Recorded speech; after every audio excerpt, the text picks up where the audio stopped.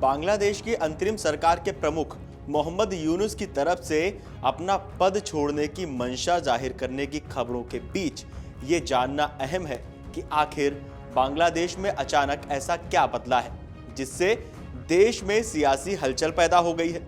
बांग्लादेश के सेना प्रमुख की तरफ से हाल ही में ऐसा क्या क्या कहा गया जिसे यूनुस सरकार के लिए अल्टीमेटम के तौर पर देखा जा रहा है। इसके अलावा हालिया समय में ऑटोनॉमी के किस मुद्दे पर यूनुस पूरी तरह से घिरते चले गए हैं जिससे उनकी छवि पर भी असर पड़ा है। यूनुस के और किन किन फैसलों को लेकर विवाद की स्थिति पैदा हुई है। आइए लगाते हैं दूरबीन और जानते हैं सभी सवालों के जवाब।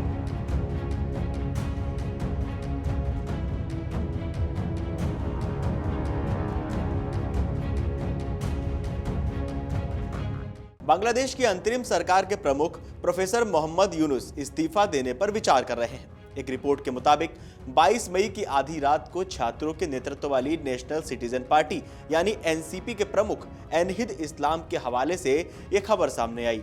इसमें कहा गया कि यूनुस को लगता है कि राजनीतिक दलों के बीच सहमति नहीं बन पाने के कारण काम करना मुश्किल हो रहा है।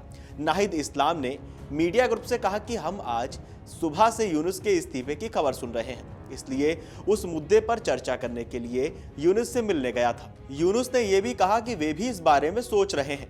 यूनुस को लगता है कि स्थिति ऐसी है कि वे काम नहीं कर सकते।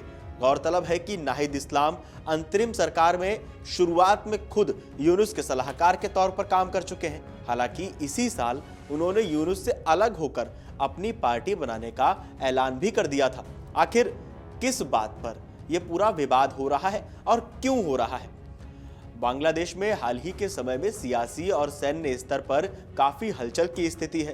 ताजा विवाद बांग्लादेश की अंतरिम सरकार की तरफ से अपने विदेश सचिव को हटाने को लेकर उभरा है, जिसे महज 8 महीने पहले ही इस पद पर नियुक्त किया गया था। विदेश सचिव मोहम्मद जशीमुद्दीन, जिन्हें सितंबर 2024 में बांग्लादेश के 27वें विदेश सचिव के तौर पर नियुक्ति मिली थी, उन्होंने हाल ही में यूनुस सरकार के एक फैसले का विरोध किया था।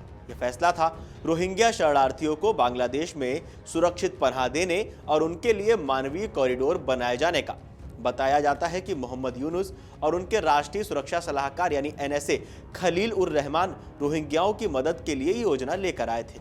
अब सवाल ये उठता है कि आखिर इस विवाद के तार सेना से कैसे जुड़े हैं। जशीमुद्दीन की तरफ से यूनुस की योजना का विरोध इस पूरे विवाद में अहम कड़ी साबित हुआ। दरअसल बांग्लादेश की सेना भी अपने देश से म्यांमार के रखाइन तक जाने वाले कॉरिडोर का विरोध कर चुके हैं। रखाइन वही इलाका है जहां से भागकर रोहिंग्या बांग्लादेश और अन्य देशों में पहुंच रहे हैं। बांग्लादेशी सेना का मानना है कि म्यांमार से यह कॉरिडोर सिर्फ बांग्लादेश की ऑटोनॉमी को ताक पर रख रहा है, जबकि इससे उसे कोई कूटनीतिक फायदा नहीं हो रहा। किस ताजा मुद्दे पर यूनुस से नाराज है बांग्लादेश की सेना, आइए जानते हैं। रिपोर्ट्स के मुताबिक रोहिंग्याओं के लिए रखाइन कॉरिडोर बनाने से जुड़े मुद्दे पर बुधवार यानी 21 मई को बांग्लादेश के सेना प्रमुख बकर उज जमा ने बैठक बुलाई और ऐसी योजनाओं का सख्त विरोध किया। ढाका में सैन्य मुख्यालय में चर्चा के दौरान उन्होंने रखाइन कॉरिडोर को पूरी तरह अस्वीकृत करार दिया। उन्होंने बिना सेना से चर्चा के देश के अहम फैसले लेने के लिए अंतरिम सरकार की आलोचना की। क्या है बांग्लादेश के सेना प्रमुख का हालिया बयान? बांग्लादेश के अखबार प्रथम आलो के मुताबिक सेना प्रमुख वकर उज जमा ने सैन्य अफसरों की बैठक में कहा कि ऐसा कोई कॉरिडोर यानी रोहिंग्याओं के लिए नहीं होगा।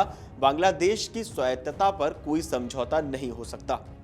सिर्फ एक ऐसी राजनीतिक सरकार ही यह फैसला कर सकती है जिसे जनता ने चुना हो। बांग्लादेश को राजनीतिक स्थिरता की जरूरत है। यह सिर्फ एक चुनी हुई सरकार के जरिए ही संभव है, ना कि गैर निर्वाचित फैसला लेने वालों के जरिए। बांग्लादेश में चुनाव को लेकर आर्मी चीफ का क्या कहना है? वकरुज्जमा ने इस पर भी जोर दिया कि बांग्लादेश में इस साल दिसंबर तक संसदीय चुनाव हो जाने चाहिए। उन्होंने कहा कि सिर्फ एक चुनी हुई सरकार ही बांग्लादेश के भविष्य पर फैसला ले सकती है, ना कि गैर निर्वाचित सरकार। आर्मी चीफ ने यह भी कहा कि साफ कर दिया है कि 1 जनवरी 2026 को बांग्लादेश में एक नई सरकार का सत्ता में होना बेहद जरूरी है। बांग्लादेश में अंतरिम सरकार और सेना के टकराव की वजह क्या है? बीते साल जब बांग्लादेश में छात्रों के प्रदर्शनों के बाद पूर्व प्रधानमंत्री शेख हसीना को देश छोड़ना पड़ा, तब सेना ने ही उन्हें भारत भेजने का प्रबंध किया। इतना ही नहीं, बांग्लादेश की सेना ने एक अंतरिम सरकार की व्यवस्था को भी लागू किया, जिससे बांग्लादेश नए सिरे से लोकतांत्रिक रास्ते पर लौट सके। हालांकि बीते कुछ महीनों से अंतरिम सरकार के एक के बाद एक बेरोक-टोक फैसलों से बांग्लादेश में स्थिति सुधरने की जगह और बिगड़ती देखी गई है। पहले बांग्लादेश में अल्पसंख्यकों के खिलाफ हिंसा और इसके बाद इजराइल फलस्तीन संघर्षों को लेकर व्यापारों को निशाना बनाए जाने के चलते सेना को लगातार भीड़ से जुड़ी हिंसा से निपटना पड़ रहा है। मोहम्मद यूनुस के नेतृत्व में अंतरिम सरकार ने इस दौरान कई ऐसे फैसले भी किए हैं जिनका असर बांग्लादेश और भारत के रिश्तों पर भी पड़ा है। इनमें पाकिस्तान से व्यापार और रक्षा सहयोग बढ़ाने से जुड़े फैसले शामिल हैं। इसके अलावा भारत से जुड़े व्यापार पर यूनुस के धड़ाधड़ फैसलों से बांग्लादेश में असहजता की स्थिति भी बनी है। बांग्लादेश के सेना प्रमुख बकर-उज़-ज़मा ने कहा कि सेना देश की रक्षा के लिए बनी है, लोगों की निगरानी यानी पुलिसिंग के लिए नहीं। हमें चुनाव के बाद अपने बैरकों में लौटना चाहिए। वहीं बांग्लादेश की मीडिया की तरफ से हाल ही में खबरें आई थीं कि मोहम्मद यूनुस की गैर निर्वाचित सरकार देश के संविधान में कुछ बड़े बदलाव करने की तैयारी कर रही है। इसमें सेना के तीनों अंगों के प्रमुख माने जाने वाले राष्ट्रपति का पद खत्म करने की चर्चाएं भी सामने आ रही हैं। हालांकि बकर-उज़-ज़मा ने ऐसे किसी कदम को लेकर वायुसेना, नौसेना और खुफिया विभाग का समर्थन जुटाने की तैयारी भी कर ली है।